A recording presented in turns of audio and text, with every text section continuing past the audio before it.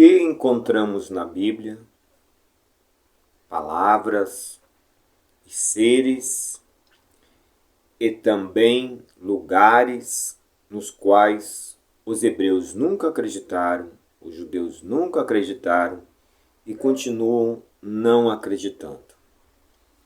Em outras palavras, se a Bíblia fala do povo judeu, do povo hebreu, como pode ter na Bíblia personagens ou lugares que não existiram e não existem entre a cultura dos povos aos quais a Bíblia está se referindo?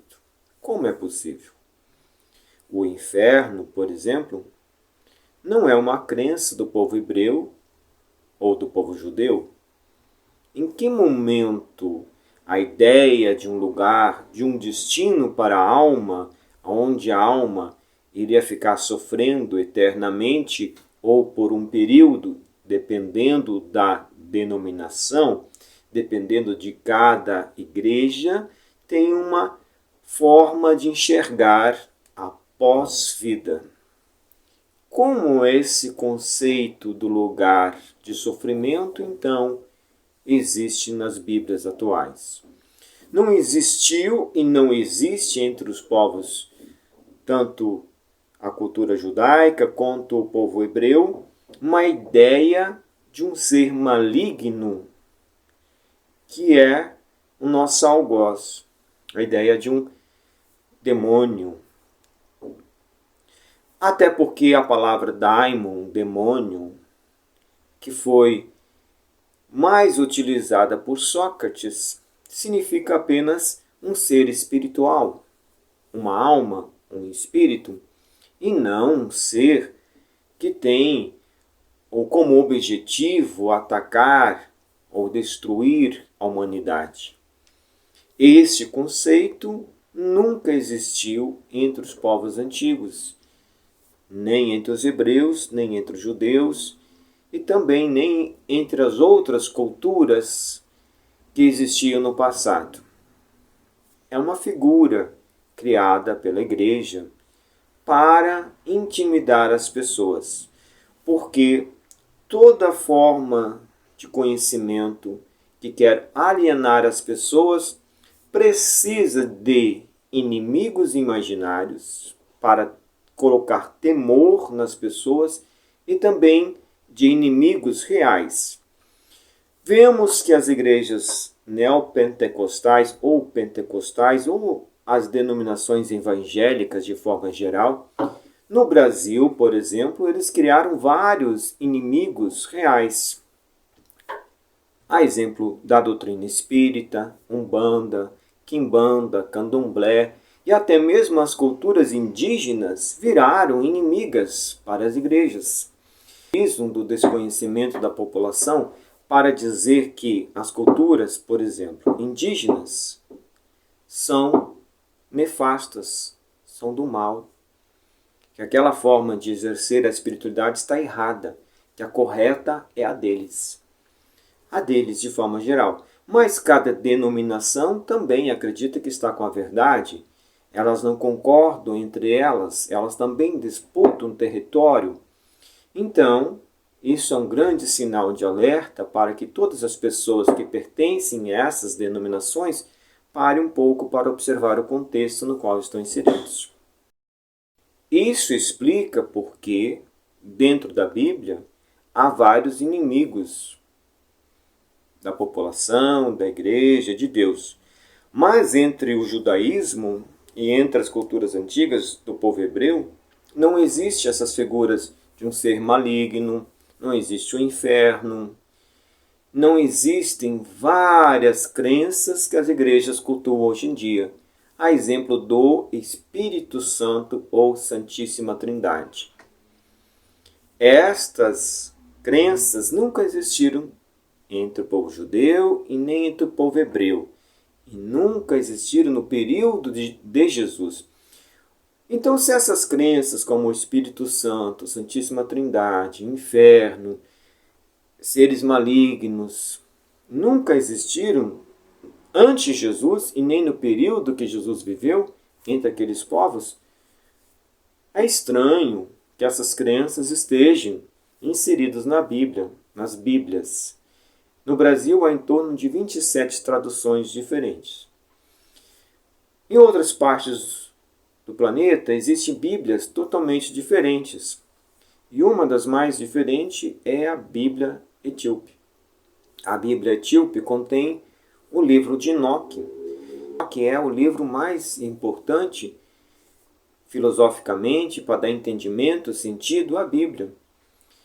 Espiritualmente, a parte mais importante é o Evangelho de Jesus. Mas quando nós tiramos o livro de Enoque, fica difícil de entender certas questões que vão se apresentar nas outras formas de expressão que a Bíblia tem, nos outros livros que a Bíblia contém. Mas a Bíblia etíope manteve o livro de Enoque. E também há a Bíblia judaica, há a Torá, há também a Bíblia israelita, entre outras Bíblias que são completamente diferentes das Bíblias católicas ou Bíblias protestantes. A Bíblia do rei James, que foi uma das que mais chegou até nós, é uma Bíblia também diferente das Bíblias mais antigas. Se a minha fonte de saber for a Bíblia, eu preciso de fato conhecê-la. Conhecer as suas expressões variadas, conhecer como ela surgiu, por que existem livros que saíram de dentro da Bíblia católica e por que Lutero tirou mais livros, essas mudanças todas que ocorreram, palavras que não existiram e não existem nos manuscritos mais antigos, como essas palavras estão hoje dentro da Bíblia. Por que a igreja modificou tanto o sentido da Bíblia, modificou tanto alguns conteúdos que estão dentro da Bíblia? Por exemplo, nós encontramos dentro da Bíblia a palavra espírita e espiritismo. Como isso é possível? Se o espiritismo surgiu recentemente na Europa, com a publicação do Livro dos Espíritos. Aí quando nós pegamos uma Bíblia antes do surgimento do Espiritismo, está lá o termo necromancia. E no lugar que a igreja colocou espírita está necromante. E a necromancia era um ritual feito com cadáveres, feito pelos próprios hebreus. E necromante era quem fazia o ritual. Não tem nenhuma relação com a doutrina espírita, até porque a palavra espírita e espiritismo foram criadas por Allan Kardec. A igreja modificou a Bíblia para dar a entender que Deus amaldiçoava, Deus não gostava do espiritismo. A igreja aproveitou esse momento para criar mais um inimigo. Lembre-se, as igrejas se baseiam em cima de inimigos reais e inimigos imaginários, mas eles criam os inimigos. Eles dizem que algo é do mal e que nós precisamos combater ou evitar. Não podemos nos misturar com certas coisas porque Deus não aprova. Você percebe como é fácil usar a Bíblia para validar as minhas questões pessoais ou do meu grupo religioso? Como é fácil manipular as coisas?